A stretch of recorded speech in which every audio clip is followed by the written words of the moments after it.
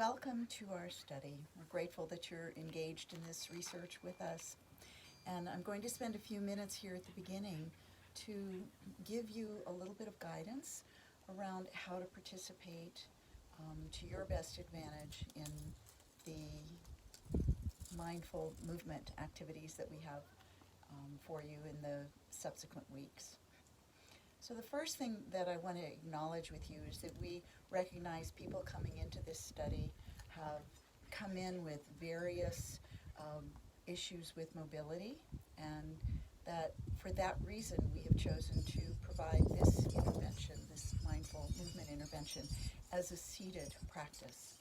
So the videos that you'll be watching that teach you how to do the movements will be all demonstrated seated, even though it's derived from a practice that incorporates a lot of different positions, but seated is a very common one, and it's certainly going to be likely to benefit. So the first thing I want to address is how you sit in whatever chair that you're sitting in. You may end up having a chair that has no arms to it, and that is actually best because there's some things that we may be doing that move side to side or have movements that are right in this area. So you don't want to have a seat that has armrests, or if you do have a vehicle that you sit in and work with, if you can get out of it and into another type of chair, or you're actually fine with keeping the chair that you have if that's what works best for you, and then you'll be reaching around it a little bit. It'll just be a little bit different, and that's fine. I also want to acknowledge that you want to have some kind of seating that has a straight and supportive back to it, so that you have a way that your lower back is supported somewhat. And for some of you, if the issues that you have with mobility have require that you remain strapped or belted into a chair, then that is fine. Just so that you know, there will be some movements that go side to side, there'll be movements that go forward, and then even a little bit stretching backward. And for every one of the movement processes that we share with you, you need to know that adapting it so that it fits what your capability is, what your range of motion is, and also adapting to your balance levels. The importance of being safe and within a comfortable range is very important. And so there's nothing about these practices that says if you don't do it all the way to the degree that you see me demonstrating or others demonstrating, that isn't as important as it is for you to be safe and for you to be comfortable. There are no practices that we will be demonstrating that require that you go beyond your own level of comfort. So my suggestion is that you first find a chair that works the best for you, that does allow the most movement, and if you need less of that, you sit in a chair that has a little more support and a little more ability to hold your balance, especially if you need a belt. That's all good.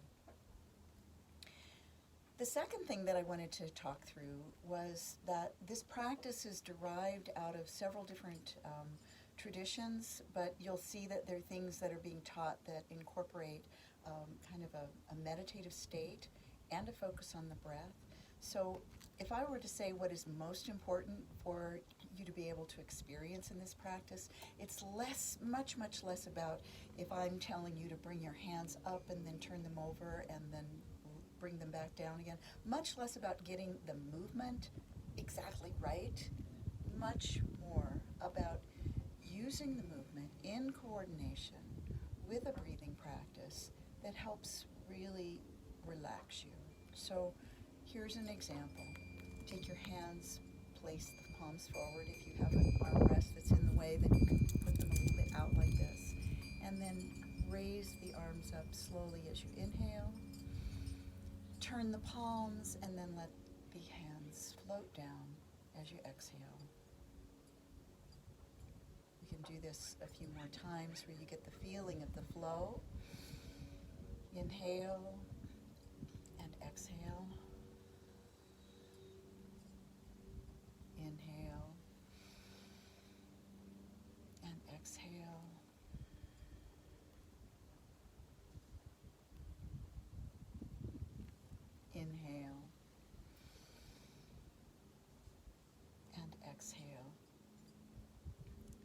And so again, if somebody suddenly discovers halfway through, oh, I've been inhaling with my palms down instead of up, this is not a problem.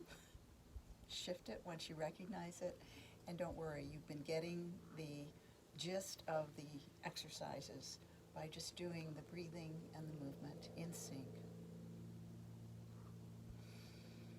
Now the third thing that I wanted to address, and a little bit of that was covered at the beginning about the chair issue, has to do with your ability, what moves, what doesn't move, what is your range of motion that is within your comfort range and your strength range.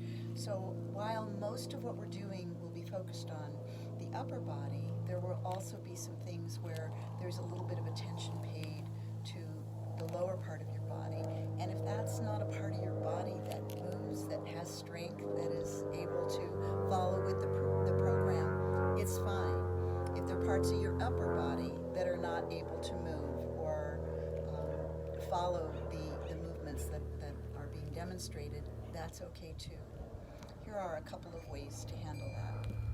So let's say that we're doing a movement that starts with the hands in the lap and the palms up, and I'm asking you to raise the palms up to around the throat area and then turn the palms around and then reach up with the arms rounded but looking up through the fingers to the sky above. And then I ask you to come back down and put your fists together and press those fists together and hold them tight, strengthening those muscles, tightening those muscles as you push. Let's say your shoulder is giving you trouble. Let's say your shoulder doesn't move like that.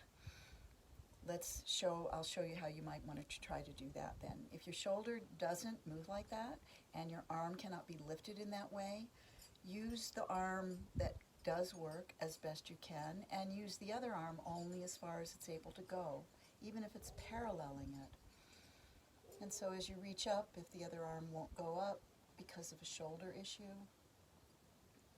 allow it to be asymmetrical and then bring back down. And then with the squeeze, using what muscles do work, what range of motion does work. And then back up to the inhale, gazing up at the sky, and then exhaling back down and squeezing. So that's one way to handle it, is to just simply only go as far as you can go with the particular muscle you're working with. The other is to allow both sides of the body to stay with that lowered level of movement. And so perhaps raising the arms up, and then it's almost like just a symbolic gesture of imagining. Just imagine that your arms are reaching up into the sky and that you're gazing through the fingers. And then as you exhale, you come back down. Exhale completely and squeeze. And if the one arm doesn't have the strength to squeeze against the other arm, then just squeeze the fist of the side that does work. Again, raise up, just a gesture as if you were going to be gazing up into the sky with your arms above, and then coming back down and squeezing into that position as much as you can.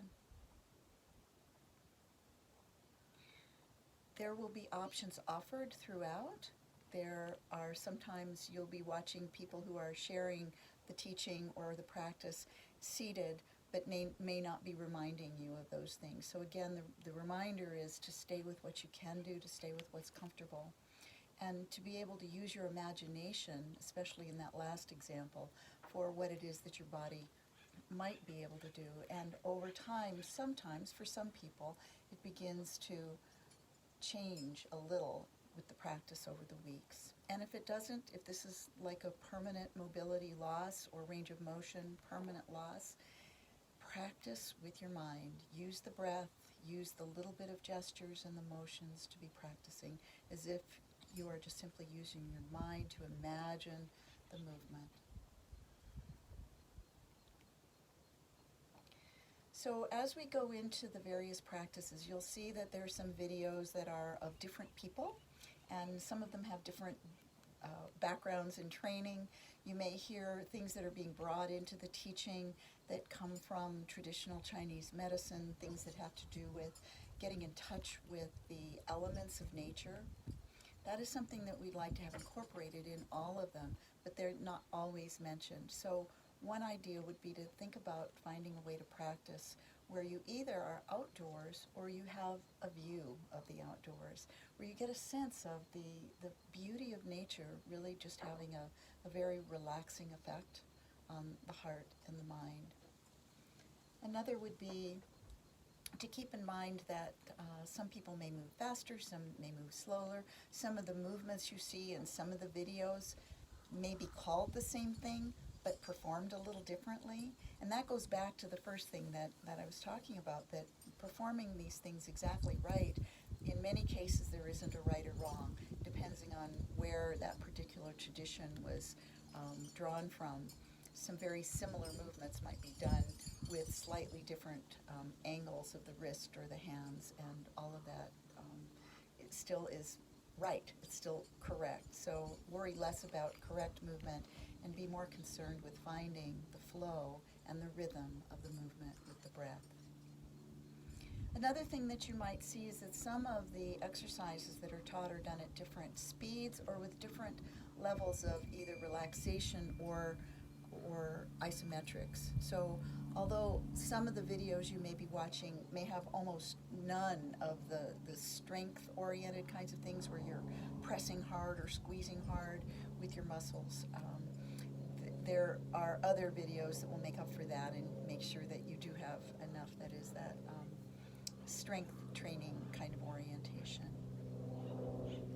Finally, I want to mention that again, as you know, there may be some who are engaged in this study who have much less functioning with their lower body. We wanted to make sure that if you joined the study, at least you had function up for the upper body and could do a lot of the movements, even if there's some limitations, all of that's okay. But if we start working with things that suggest, like imagine shifting your weight from one side to the other, even though you're not standing, if you have mobility impairment or even lack of feeling from a certain part of your body downward, use your imagination. So there may be ways that you can tip a little bit, sink in, use your imagination to imagine that part of your body sinking into the ground, using the guidelines that are given in the teaching to access and be in touch with and be present with parts of your body that for some of you, you may not be in touch with as often or as much. So use it as a way to create a connection with those parts of the body that have a little bit less attention in whatever condition that you're in. And if you're in a condition where you're in touch with those parts of your body and they're even painful, notice that there's the possibility that as breathing into those areas, imagining the flow, imagining the movement, even with less mobility, that for some people there's at times a reduction of that pain and a greater sense of being present with those parts of the body. All right, so I've covered a number of things, and I'm looking forward to launching into some of these teaching videos with you. And we are, as you know, as you were advised when you got started with the study, you are welcome to get in touch and ask questions as you go through and experience the videos. We'll be talking to you regularly so that you have a chance to say, you know, what you liked, what you didn't like, what are some of the things about the practices that are working for you. And absolutely would appreciate feedback that helps us learn more and understand about